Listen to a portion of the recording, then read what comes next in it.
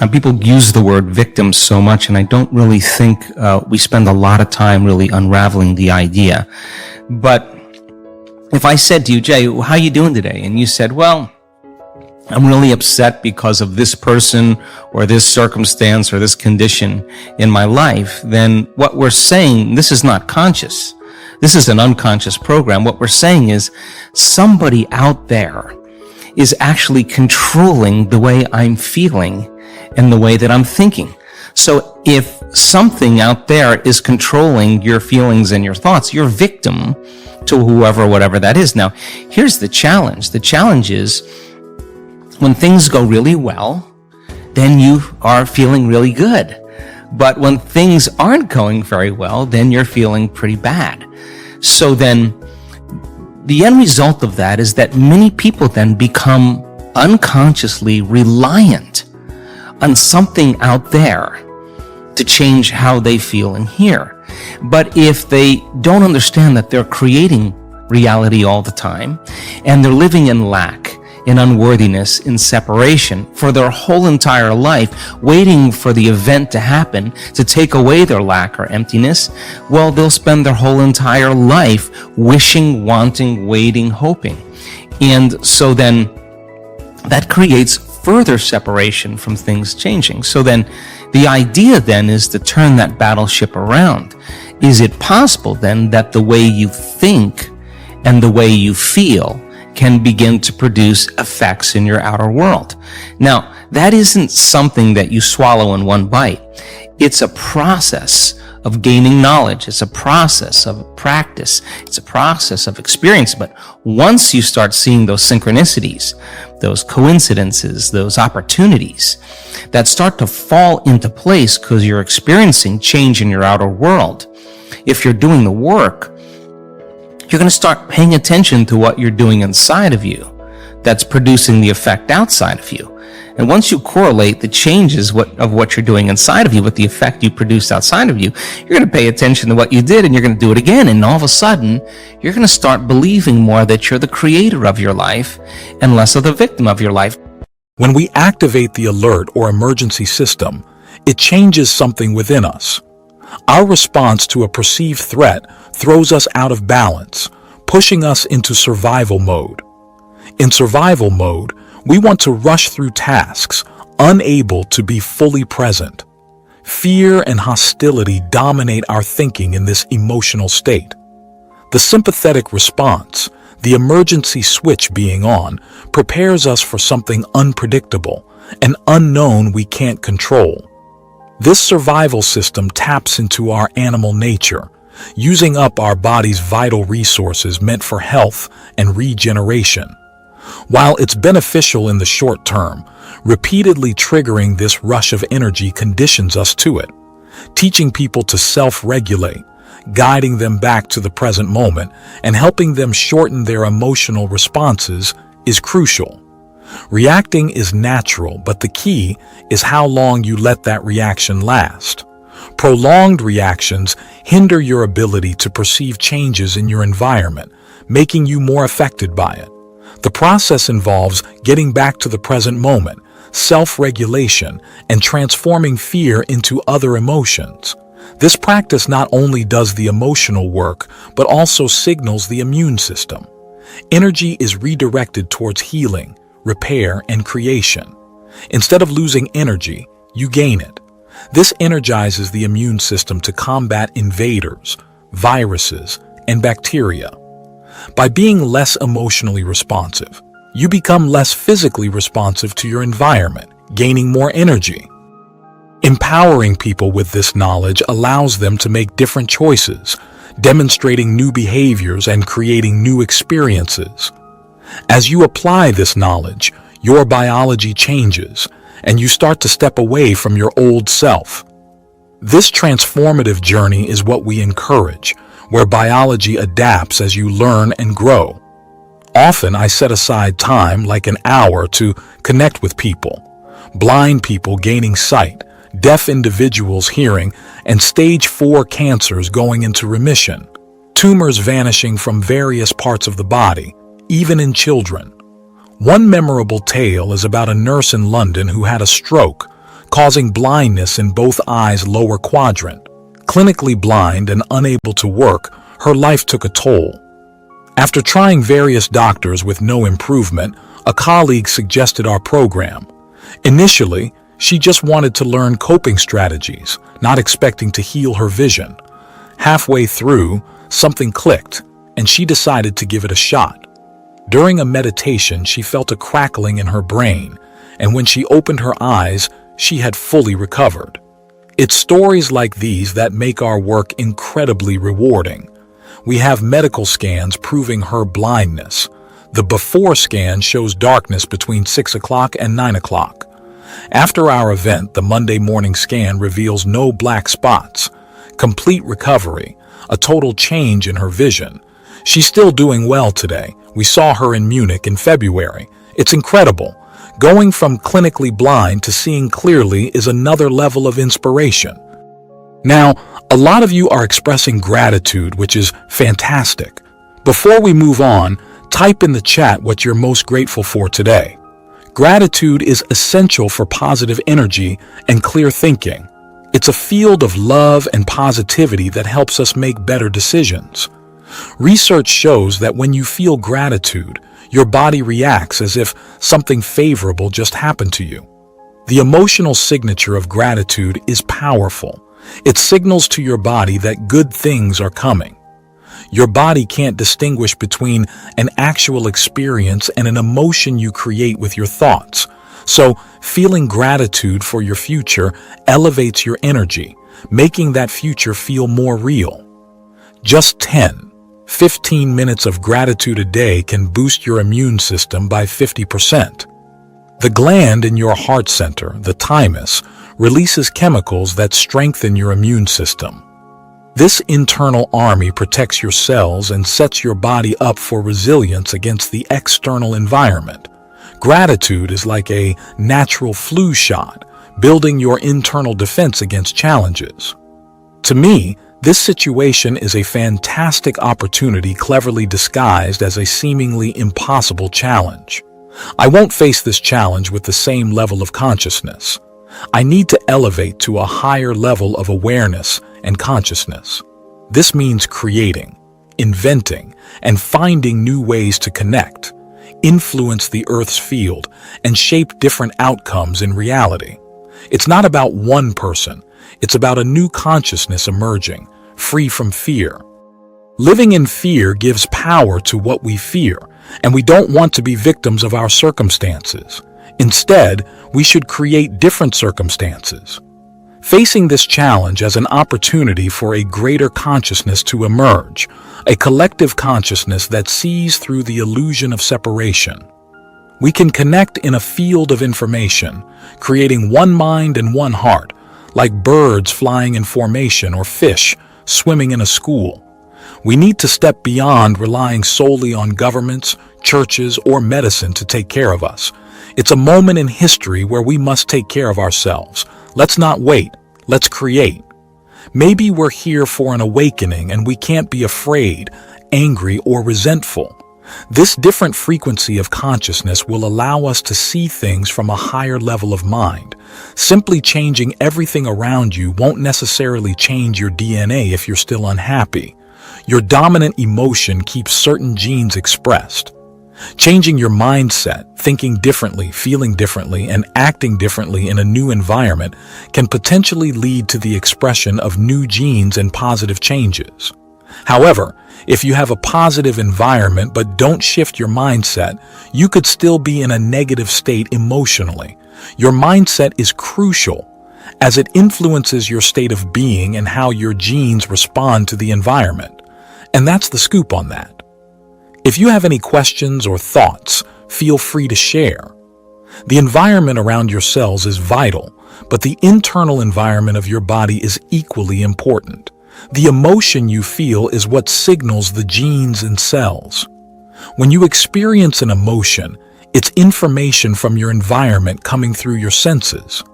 This information instructs your genes, leading to the creation of new proteins and expressions of new life. However, staying in the same emotional state is crucial for this change to persist. When you combine a clear intention for your future with an elevated emotion, stronger than past shocks or betrayals, you condition your brain and body for the future. The strongest emotion becomes the signal for gene expression, shifting the focus from the external environment to your internal experience. This way, you're not waiting for circumstances to change. You're actively creating the change. How many of you believe that your thoughts have an impact on your life, that the way you think is closely tied to your future? If you think your thoughts shape your reality, then consider this. You have about 60 to 70,000 thoughts per day. Shockingly, 90% of these thoughts are the same as the ones you had the day before. So, if your thoughts are connected to your life, it means that the same thoughts lead to the same choices. Those choices, in turn, lead to the same behaviors, creating the same experiences. And these experiences generate the same emotions, which circle back to drive the very same thoughts. Your biology, neural circuitry, neurochemistry, hormones, and even your genetics are influenced by how you think, act, and feel. This combination is your personality, shaping your personal reality. To create a new life, you can't stick to the same personality. You need to examine your thoughts, become aware of your unconscious patterns, and modify automatic habits. Look at the emotions tied to your past and question if they belong in your future. Many people attempt to change their reality while maintaining the same personality, but that doesn't work. You literally need to become someone else. Your brain is a reflection of everything you've learned and experienced until now. It's like a record of the past. To create a new life, you must transform and become a new version of yourself. So, let's say you start your day by following the same routine, waking up, hitting the alarm, heading to the bathroom, sipping coffee from your favorite mug, showering, driving to work, interacting with the same people, and repeating the same familiar tasks. The question is, did your brain undergo any changes on that day? In the realm of neuroscience, there's a crucial principle. Nerve cells that fire together wire together. This means that if you consistently think the same thoughts, make the same choices, and perform the same behaviors, you're essentially hardwiring your brain into specific patterns. As you repeatedly fire and wire the same neural circuits, they become more connected and established. By the time you reach around 35 years old, according to scientific findings, you become a collection of memorized behaviors, automatic habits, emotional reactions, beliefs, and attitudes. Think of it as operating like a computer program where your body knows how to perform certain actions better than your conscious mind. Why is this significant? Well, 95% of your behaviors, attitudes, thoughts, beliefs, and emotional reactions are driven by subconscious programs. But here's the key. When you learn something new, you're forging new connections in your brain. Learning involves creating fresh synaptic connections, a physical manifestation of your interaction with the environment. This process leaves behind the footprints of consciousness, and it's what we call learning. In the year 2000, Nobel Prize laureate Kandel made a fascinating discovery about our brains. He found that when people learned something new, their brain connections doubled, from 1,300 to 2,600 connections. But here's the catch. If they didn't review, repeat, or remember that information, those connections started to fade within hours or days. Imagine learning as creating new connections in your brain, and remembering as maintaining and sustaining those connections. This week, you've been here to absorb crucial information about crafting a future driven by a vision, rather than being confined by past memories. Here's the deal. If you lack a vision bigger than yourself, if you're not passionate about that vision, you're stuck with the old hardware of your past in your brain. Without a compelling vision, you remain predictable in your life. So, let's agree that new thoughts and information should lead to new choices, which should trigger new behaviors, creating fresh experiences that bring about new emotions. This process forms a loop, and we call it evolution. If your brain is essentially a record of the past, and you lack a vision for the future, you end up living in the past. If you wake up without being inspired by a vision that excites you and pulls you out of bed, you'll likely repeat the same routine, controlled by the old emotions stored in your body. The key to true change is thinking greater than your environment, circumstances, and the conditions around you. Think beyond the familiar, just as historical figures like Mahatma Gandhi, Martin Luther King, the Wright brothers, and Joan of Arc did. They all envisioned a future so vividly in their minds that they started living as if that reality was already unfolding in the present moment. So, when you finally decide to break free from the same old choices you've been making, brace yourself because it's going to feel uncomfortable. This is the point where you're steering toward your new self, and we like to call it stepping into the river of change. Now, let's keep in mind that a whopping 95% of who you are is ingrained in your body. Your body has become so efficient at certain actions that it often takes the lead, even without you consciously realizing it. Picture this. You might have been complaining unconsciously for a while because your body has gotten used to it. But the moment you decide, no more complaining, blaming, or feeling sorry for myself, your body starts sending signals to the brain. It's like your body has been conditioned to follow this pattern, and suddenly you hear thoughts in your head saying, "Why not start tomorrow? Tomorrow will be a better day. This is too hard for me. I can't change. Something's wrong with me." The excuses pile up, and it's easy to attribute blame to external factors. However, if you respond to these thoughts as if they're true, you end up making the same choices, engaging in the same behaviors, reliving the same experiences, and feeling the same emotions. This cycle leads to a sense of comfort and familiarity, keeping you tethered to the old self. But here's the game changer. Transitioning from the old self to the new self involves stepping into the unknown. It's like undergoing a biological, neurological, chemical, hormonal, and genetic transformation, a metaphorical death of the old self. Some may fear the unknown, stating that they can't predict their future in that space. Our response is always the same. The best way to predict your future is to create it, not from the known, but from the unknown. Did you know that every day you think around 60 to 70,000 thoughts? Surprisingly, about 90% of these thoughts are just repetitions from the day before. It's like a loop of the same ideas on a continuous reel. If you believe that your thoughts influence your life, then it follows that similar thoughts lead to similar choices. The same choices result in identical behaviors, which in turn create indistinguishable experiences. These experiences generate the same emotions, forming a cycle that reinforces your initial thoughts. Your biology, neural circuitry, neurochemistry, hormonal balance, and even your genetic expression are all intertwined with your thoughts, actions, and feelings. This combination is what we call your personality, and it shapes your personal reality. If you wish to alter your reality, create a new life, you need to start by examining your habitual thoughts. Awareness is key.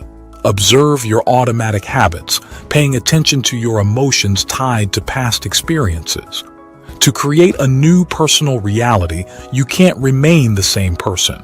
Many attempt this change while holding on to their old selves, but it rarely works. To truly transform, you must become someone else entirely. Consider your brain as a reflection of your past experiences. It's a record, an artifact of everything you've learned until now. If your daily routine remains constant, from the side of the bed you wake up on to the finger that turns off your alarm, your brain doesn't experience significant change. So here's the question. Did your brain undergo any transformation on a day when your actions and thoughts were identical to the day before? Imagine thinking the same thoughts, repeating unconscious actions, and living with familiar emotions while secretly hoping for a change in your life. There's a neat principle in neuroscience that goes like this: nerve cells that fire together wire together. So, if your thoughts, choices, behaviors, experiences, and emotions follow the same patterns, your brain gets wired in a specific way. Think of it like creating well-trodden paths in your brain. By consistently firing and wiring the same circuits, they become more interconnected. It's like forming a signature for your brain. By the age of 35, scientific studies suggest that we've become a set of memorized behaviors, unconscious habits, automatic emotional reactions, beliefs, perceptions, and attitudes, just like a computer program. Repetition plays a crucial role. When you do something over and over, your body becomes proficient at it, sometimes even surpassing your mind.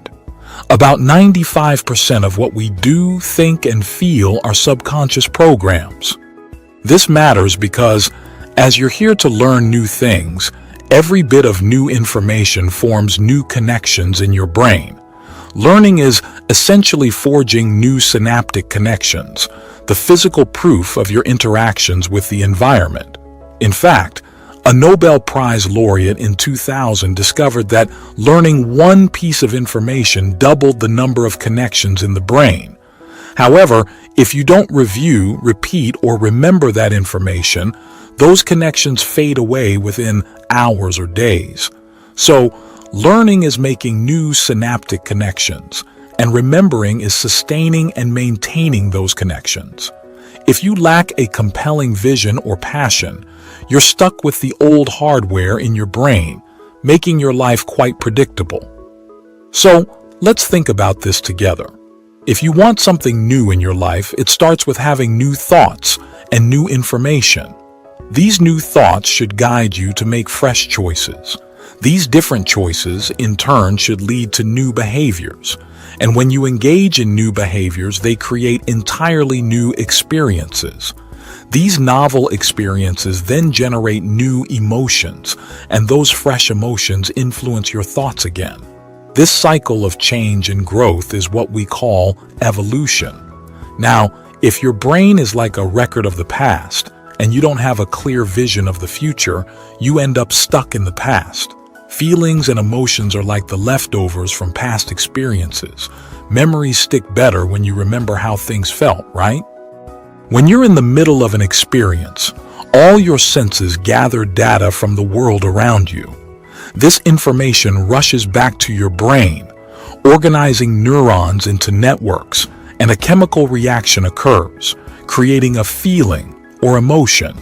So, if you're feeling the same way every single day, it's like nothing new is happening in your life. And if those feelings are guiding your thoughts, you might be stuck because you can't think beyond how you feel. Some past events may have emotionally marked you, maybe with sadness, guilt, shame, unworthiness, or insecurity. These emotions are rooted in past experiences. When you feel them, they trigger certain thoughts, creating chemicals that make you feel the same way. This repetitive cycle conditions your body to remember that emotional state even better than your mind does.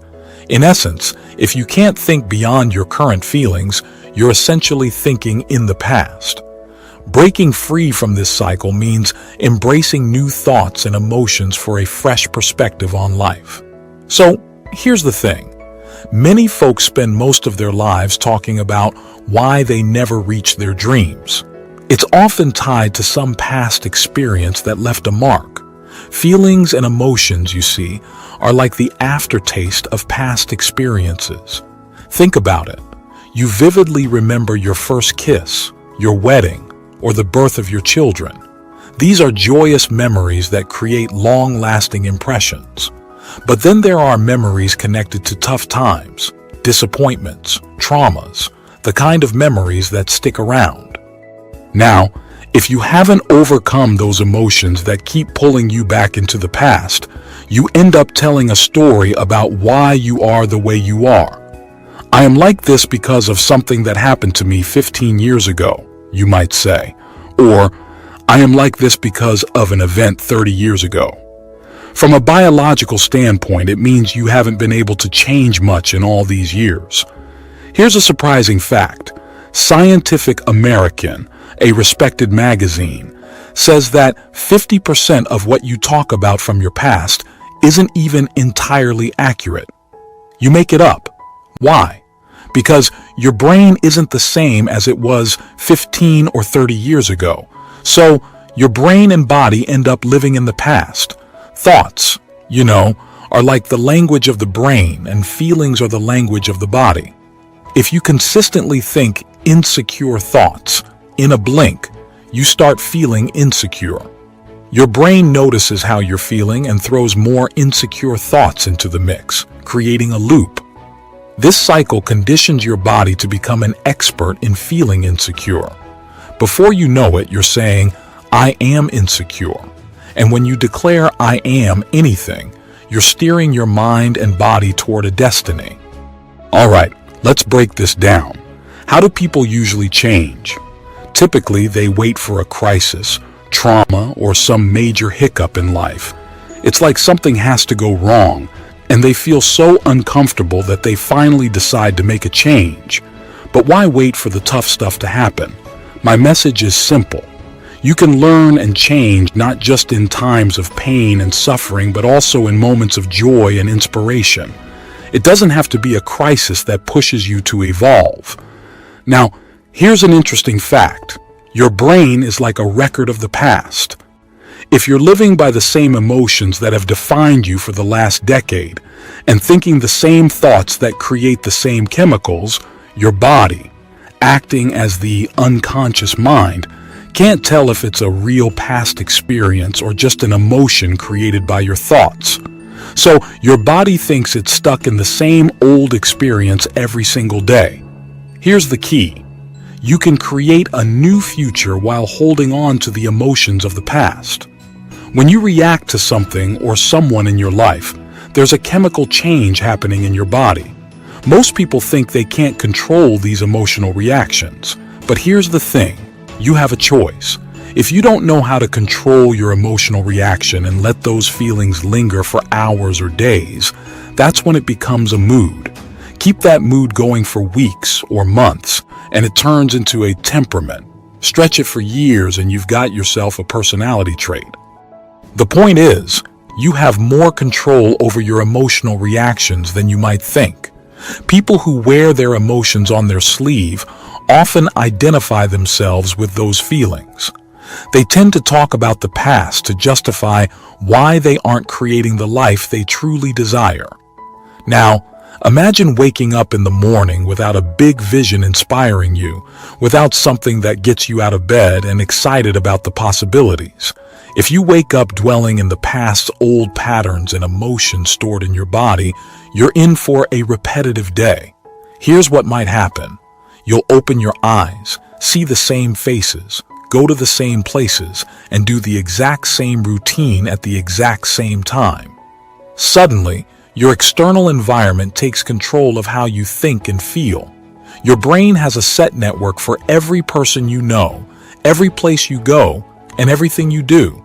When you see the same people and engage in the same activities, it triggers familiar circuits in your brain, making you think in sync with everything you already know. If you believe that your thoughts shape your destiny, sticking to the same thought patterns means you keep creating the same life. To truly change, you need to break free from this cycle. Real change is about thinking beyond your environment, circumstances, and the conditions around you. Historical figures like Mahatma Gandhi, Martin Luther King, the Wright brothers, and Joan of Arc understood this.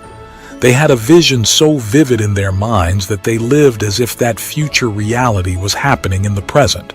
A big thank you for sticking with us till the end of this insightful journey. Your engagement means the world to us. If you've enjoyed the content and found it valuable, don't forget to hit that subscribe button below. It's like joining a community of like-minded individuals, and you wouldn't want to miss out on the fantastic content we have coming up. And if this video resonated with you, guess what? The fun doesn't stop here. Check out the videos on the left and right of your screen. They're hand-picked with just as much care and packed with interesting insights. Trust me, if you liked what you just watched, you're in for a treat with those. So, hit subscribe, explore more, and let's continue this journey together. Thanks again for being a part of our community, and we can't wait to see you in the next video.